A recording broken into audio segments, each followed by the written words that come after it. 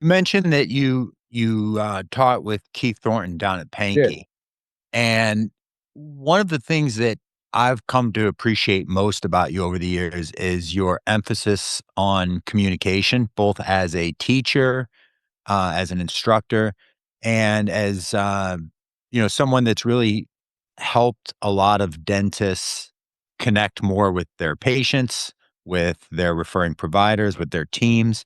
You've written, an article recently in Sleep Intel. Um, I've over the you'll be speaking at Transform Dental Sleep Symposium on a related topic, but you really have made this a central focus of, sort of your persona in the field. Yeah. It's my And, stick. you know, talking about dental school, it's like in many ways, I think that dentists and engineers, there are a lot of parallels. They're both kind of introverted, sort of insular. And after school, though, engineers are continually rewarded for that. Whereas dentists, you're kind of punished for that. The dentist is expected to now be extroverted, to be a leader, to have all this business savvy, to reach out to the community. That's not expected of engineers. And like, it's just the switch is supposed to go off for dentists where they're capable of doing that. Where, what is a dentist to do? Yeah. Yeah, Jason, that's such a seminal question to a discussion about success in healthcare.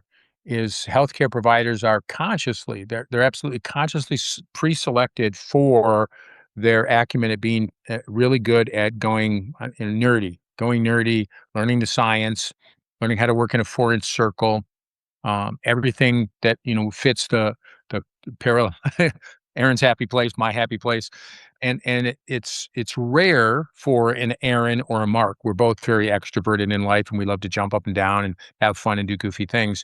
So it's very rare for that extrovert to sneak in. High J's, high introverts, high IJs. For the Myers Briggs analysis in terms of dental school, it's excessive on that side. And so you focus on that for 4 years, you get graded for 4 years, you get rewarded for 4 years, then you get out and you're slammed in the face with the reality of extroversion, sales, marketing skills that you were never taught and didn't have, weren't pre-selected for. You're not gonna be very Mhm. good. And that becomes when you talk with dentists, that becomes one of their biggest frustrations. So I was fortunate, 4 years out of dental school, graduated in '81, and in '85, I went down to the Pankey Institute to learn more nerdy, technical, engineering type stuff.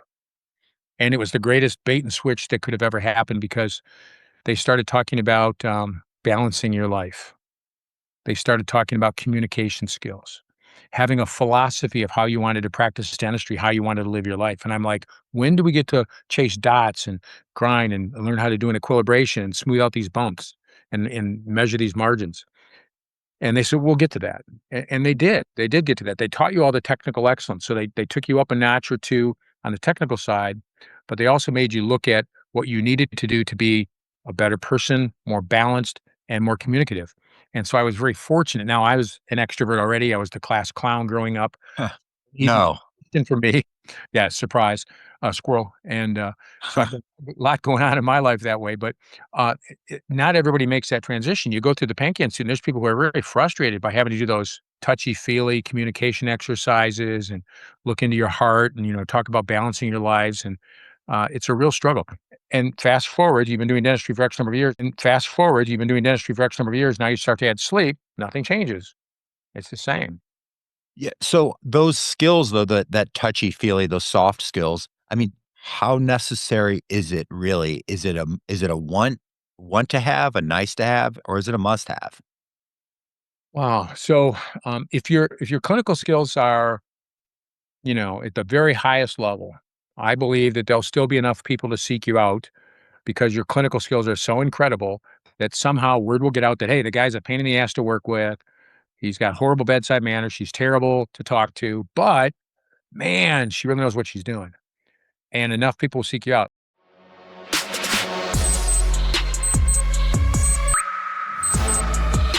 Sleep matters.